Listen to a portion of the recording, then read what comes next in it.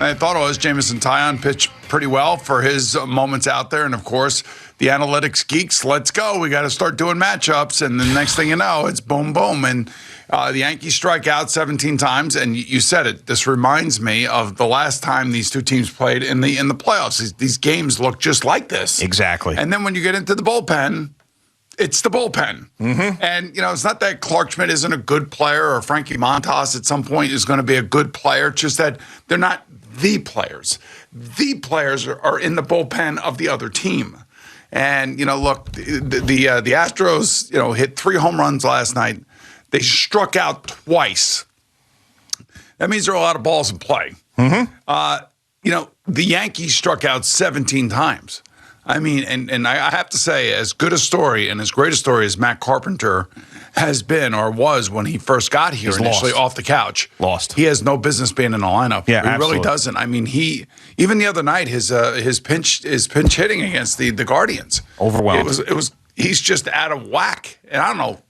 Are they seeing what we're seeing? Yeah, this is the problem, and you mentioned it. The analytics geeks put this together. So they don't take into account the fact that this guy broke his foot and he was out for an extended period of time, and now you're throwing him in a high-leverage situation, hitting 6th in this lineup. I mean, nobody brings that in. They think, all right, Matt Carpenter's good against this type of pitcher. Here, when he was with us, he hit all these home runs in this amount of time, and he had those cluster home runs. Okay, his timing's completely off. He's facing one of the best pitchers in baseball, and he's got no business being in the lineup. And I'll add another one, too. Josh Donaldson looked worse than Matt Carpenter last night. Josh Donaldson's playing third base. I mean, I don't know what to tell you about Josh Donaldson. He shouldn't be in the lineup tonight. Well, I don't know who are you going to put in the lineup. That's the problem when it comes to him. I would put Cabrera at third base and Peraza at shortstop. I would trust those two young rookies more than the way Josh Donaldson looks right now. Seriously.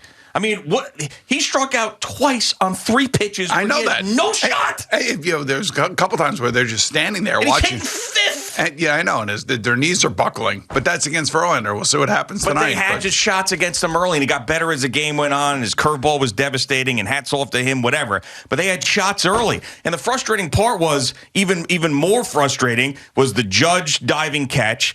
Clark Schmidt getting out of that inning with the double play with 2 men on and 1 out. And you're thinking, okay, this could be a bases loaded 1 out, rather. This could be a big problem for them. And then he comes out for the next inning. Like, that's the thing I don't understand. Like, Clark Schmidt came in, you got bases loaded, after Taillon leaves, after the leadoff double, you got bases loaded, 1 out, gets that ground ball, get his ass out of there. I mean, this is not, we're not talking about the John Wetland and Mariano Rivera. This is Clark Schmidt. Go to one of these other guys. And I'm sure nobody would have had a problem with it. Now, if you went to Frankie Montas in a tie game, then I think people would have had a problem with it. But if you went to some of these other guys, Trevino or Miguel Castro, or guys we hadn't seen in the ALDS, or even go back to Clay Holmes or Wandy Peralta again, for Christ's sakes.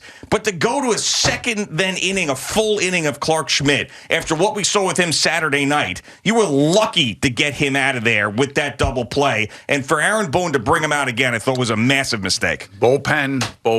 But here's the thing. And by the way, and I know, look, we all see the game the way that we want to see it, but when you're swinging and missing, or you're standing there and your knees are buckling, and you're not even sure what's coming, I just felt like, Matt Carpenter is just so overwhelmed right now, and it's obvious to all of us. I mean, he's struck out 5 straight times. Yeah, it's bad. And, we talk about what's the bigger problem. It's always got to be black and white when you're talking about baseball or whatever sport. But it's really a combination. So, I'm saying offense, you're saying bullpen. But the reality of it is that the offense isn't good enough right now to cover up the warts in the bullpen. That's the issue. And the other team's bullpen is really good. Yeah. And if the other team is going to hit more home runs than the Yankees, and your home run hitters are not hitting home runs, even though they had 2 last night, Stanton had 2 hits. Judge was an offer. Glaber was an offer. And Glaber leading off the game and being an offer and striking out a couple times too is another big problem. Yeah. So, I mean, look, this is the top end of Major League Baseball. This is the top end of the American League. This is the top end of, wherever you are weak, the other team is going to exploit it. And unfortunately, going into this 6 months ago, I kind of felt like this was going to be it. Now, they can still come back. They can win tonight. No, of course they can. I mean, we're reacting to like a 17 strikeout, just absolute debacle from an offensive standpoint. But I got to believe that, winning a game the other night, getting on a plane and flying to Houston and playing basically with no sleep. And I know they were talking a little bit about it last night in the adrenaline and all that other stuff. Yeah, I don't know. There are no excuses. No excuses. Oh, just okay, Al. We understand. But the fact is that plays into it. I don't care what you say, it plays into it. No excuses. All right, but then if the Astros didn't hit, people would be talking about, I had a long layoff, and they had a long layoff, the second long layoff. I mean, whatever. We have no idea. But to me, the Yankees did not play poorly last night. I mean, the Yankees defensively were very good. The Yankees, Jamison Tyone gave you a great start. We didn't know what the hell to expect from him. We thought maybe he'd get knocked out in the first inning. Gave you a great start. Everything was right there for you. The pitch count for Verlander early on was way up there, through 20 pitches in the first inning. And they had men on base, and Josh Donaldson and Matt Carpenter let him sit there. It kind of feels like the Mets, doesn't it? Yeah, I mean, when a team doesn't hit with runners in scoring position, yeah. I mean, every fan has memories of those moments where you could crack through and you just don't. And, a couple solo home runs is not going to get it done. And I don't know, this lineup tonight cannot look the same. It just can't. I mean, I don't know. Josh Donaldson is probably going to be in the lineup, but he's the biggest problem in that lineup. Now, Carpenter, I don't think will be back there at DH. I really don't believe that'll happen. Maybe Cabrera goes to, if you're going to keep Donaldson there, maybe Cabrera goes to left field, Stanton DHs, and you'll have IKF again, and you'll have Donaldson at third. But I would either put Donaldson like eighth in the lineup, or I would sit him down, because he is not the same player. He is a liability in that lineup, and if he gets up with runners on base, he is not going to deliver. Do you think the fact that Stanton is actually playing the field leads to more hits for him? Do you remember we talked about this? We've talked about this when he plays the field. Yeah, I know, and that was sort of like in the regular season, but in the postseason, like he was hitting home runs. He was the DH most of the time. But last night he was in left field. He was, and he had 2 hits. Okay, but he's been hitting the entire time. Right. And he makes a really good play out in left field. He did. And there was another play that he kind of had a shot at, but it was over his head, and he leapt, and he couldn't get there. It was very tough.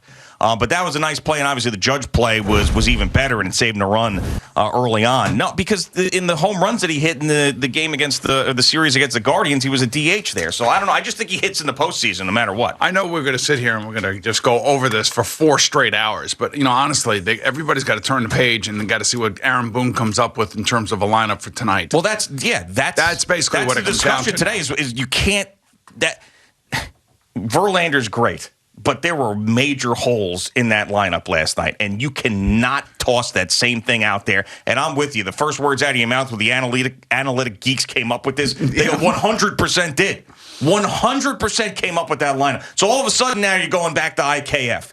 All of a sudden now, you've got Carpenter in there where, the guy hadn't played in God knows how long. And, the problem, too, is people are going to be on Brian Cashman this morning and every morning that they lose.